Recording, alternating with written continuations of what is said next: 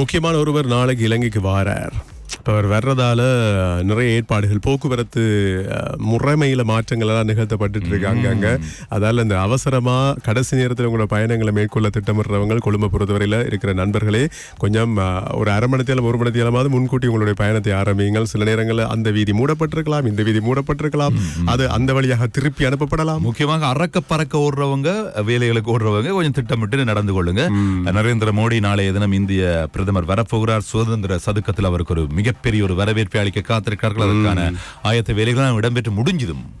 ஆகவே மிக முக்கியமான உலக நாடுகளில் மிகப்பெரிய அடையாளப்படுத்தப்படுகின்ற ஒரு நாட்டினுடைய பிரதமர் என்ற அடிப்படையில் அவருக்கான பாதுகாப்பு ஏற்பாடுகள் மிக அதிகமாகவே கவனத்தில் கொள்ளப்பட்டு இங்கே ஏற்பாடு செய்யப்பட்டிருக்கின்றன. எனவே அதனால் வீதி விதிமுறைகள் மற்றது வீதி விதிமுறைகள் என்ற அந்த போக்குவரத்து நடைமுறைகளில் மாற்றங்கள் நிகழ்த்தப்படலாம் பட்டிருக்கின்றன. முன்கூட்டியே உங்களுடைய பயணங்களை ஆரம்பிக்கும். பணக்காரர்கள் ஆகிறதுக்கான பயணத்தை ஆரம்பிப்போமா? ஆமாம், பணக்கார பட்டியல் வெளியீடு வந்திருக்கிறது. அந்த லிஸ்ட்டை பார்க்கும்போது எங்களுக்கு பொறாமையெல்லாம் இல்லை, சந்தோஷம் தான். மறுபடியும் யார்ட்டையும் காசு இவ்வளவு இருக்கு அவ்வளவு இருக்குன்னு பொறாமப்பட மாட்டேன். அப்படிதானே?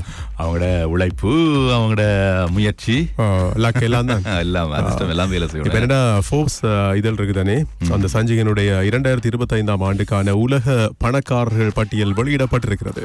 ஆமாம், அதுல தொடர்ந்து முதலிடத்தில் இருக்கிறார் சொந்தக்காரர். தொடர்ந்தும் நான் தான் அந்த முதலிடத்துக்கு சொந்தக்காரர் அப்படின்னு சொல்லி நம்பர் ஒன் அமெரிக்காவினுடைய எலோன் மாஸ்க் இல்லையா? எலோன் மாஸ்க் ஃபர்ஸ்ட் பிளேஸ்ல இருக்கிறார், முதலாம் இடத்துல இருக்கிறார். அவருக்கு எங்களுடைய வாழ்த்துக்களை தெரிவிக்கிறோம். இந்த பட்டியலை பொறுத்தவரையில அமெரிக்கர்கள் தான் அதிகமான பணக்காரர்களா இருக்கிறாங்க. அமெரிக்காவை சேர்ந்த 902 பேர் இந்த பட்டியலில் அந்த பெரிய பில்லியனர்கள் அப்படின்ற ஆதிக்கத்தை செலுத்துகின்றார்கள். பாத்தீங்களா? அவர்களுக்கு அடுத்ததாக சீனாவில் இருந்து 516 பணக்காரர்கள் தங்களை பில்லியனர்களாக பட்டியலில் அந்த முன்னிலையில் இருக்கிறாங்க. அதே மாதிரி இந்தியர்கள் 205 பேர் இருக்கிறாங்க. இந்தியாவில ஆசியாவிலேயே பணக்காரர் பட்டியல முகேஷ் அம்பானி இடம் பிடித்திருக்கார். ஆசியாவிலேயே கொஞ்சம் பின்னால போயிட்டார், 18ஆம் இடத்துக்கு போயிட்டார். செலவும் கூட தானே, கல்யாண செலவெல்லாம். அதானி 28ஆம் இடத்துல மறந்து போறேன், சொல்றேன் பாருங்க. கல்யாண செலவுகள் அப்படி இப்படின்னு சொல்லி அவர் நிறைய செலவு செஞ்சாரு தானே. எவ்வளவு செலவு? சும்மா செலவா? உலகமே வியந்து பாக்குற அளவுக்கு செலவு செஞ்சிருந்தார் மகன்ற கல்யாணத்தை. அதனாலதான் இப்படி பின்னால போயிருக்காரு. ஒருவேளை இருக்கலாம். சரி, இப்படியாக அதெல்லாம் அவர் பாக்கெட் மணி. ஐயா, பாக்கெட் மணி? சும்மா சின்ன காசெல்லாம் அதெல்லாம் அப்படி சேர்க்கிறாரு கல்யாண செலவு. சரி, எப்படியும் இந்த பட்டியல் வழியா இருக்கு. எல்லாருக்கும் வாழ்த்துக்களை தெரிவிக்கிறோம். தாத்தாட செய்தி ஒன்று வந்திருக்கு. அப்புறமா சொல்லுவோமா? இப்ப சொல்லுவோமா? தாத்தா உங்களை பார்த்தா அவர் அதிரடியா எல்லா நாடுகளுக்கும் கிளம்பிட்டார். எல்லா நாடுகள் பொருட்களுக்கும் வரைய விதிச்சு கொண்டு போறார். சொல்லி இருக்கிறார், ஏப்ரல் 2ஆம் தேதி ஏனைய நாடுகள் இந்த விதிக்கும் வரிகளுக்கு ஏற்ப நானும் வரியை விதிப்பேன், பரஸ்பர வரியை மாற்றி அமைக்க போவதாக சொல்லியிருக்கார். அதுதான் அமெரிக்காவோட விடுதலை நாளாகவும் இருக்குமா. இந்தியாவோட பொருட்களுக்கு எல்லாம் வரி விதிச்சுட்டார்.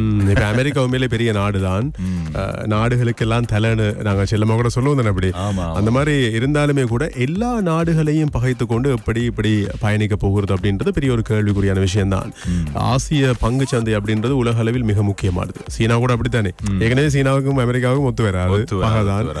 ஆனா சீனா கூட பெரிய ஒரு சந்தையை பிடித்து வைத்திருக்கிறது உலக அளவிலே. இந்தியாவும் அப்படித்தான். இது தவிர இன்னும் பல நாடுகள் அப்படித்தான். குறிப்பாக ஆசிய நாடுகளுடைய அந்த சந்தை பெறுமதி அப்படின்றது மிக முக்கியமானது பொருளாதார ரீதியாக பார்க்கும் போது. ஆகவே இந்த நிலையில எப்படி இவர் கையாள போறார், செய்யறதெல்லாம் நல்லா தான் இருக்கு அமெரிக்கர்கள் புகழ்றாங்க. ஆனாலும் எப்படி கையாள போறாருன்னு சில ஏனைய நாடுகளோடு வர்த்தக போர் தான் வரப்போகுது. இந்தியாவின் பொருட்கள் மீது 26% வரியா விதிச்சிருக்கிறார், அதிரடியா அறிவிச்சிருக்கிறார். சரி, ஓகே, பார்க்கலாம். ஒரு 18 வயசு படியா பெரிய பணக்காரனா இருக்கிறார். ஒரு ஆப் வந்து அவரே யோசிச்சு கிரியேட் பண்ணிருக்கிறார், அறிமுகம் செய்திருக்கிறார். கேல் ஏஐ அப்படின்ற ஆர்டிபிஷியல் இன்டெலிஜென்ஸ் ஆப் உண்டு. நாங்க சாப்பிடுற சாப்பாடு உணவு இருக்கு தானே, எவ்வளவு கலோரி இருக்கு அப்படின்னு சொல்லி கண்டுபிடிச்சோம். அந்த கலோரி அப்படின்றது முக்கியமானது தானே. ஆகவே இந்த நீங்க ரெஸ்டாரண்ட்ல போய் இருக்கும்போது கூட ஆர்டர் பண்ணிட்டு வெயிட் பண்ணிட்டு இருக்கீங்க, ரெஸ்டாரண்ட்ல சாப்பாடு வர வரைக்கும் கதைச்சிட்டு இருக்கிறீங்க. அப்புறம் சாப்பாடு வருது, வந்து மேசில வைக்கிறாங்க, வச்சா அப்புறம் நீங்க கையை கழுவிட்டு சாப்பிடுவீங்க. இது என்னன்னு சொன்னா, சாப்பிடுறதுக்கு முதல்ல அந்த போன் எடுத்து இந்த சாப்பாடுல இவ்வளவு கலோரி இருக்கு சூப்பரா நினைச்சு இதை திருப்திகரமா சாப்பிடலாம் இல்லையா? ஏன்னா எங்களுடைய செயற்பாடுகளுக்கு இதனுடைய அந்த கலோரியினுடைய அளவு மிக முக்கியமானது தானே.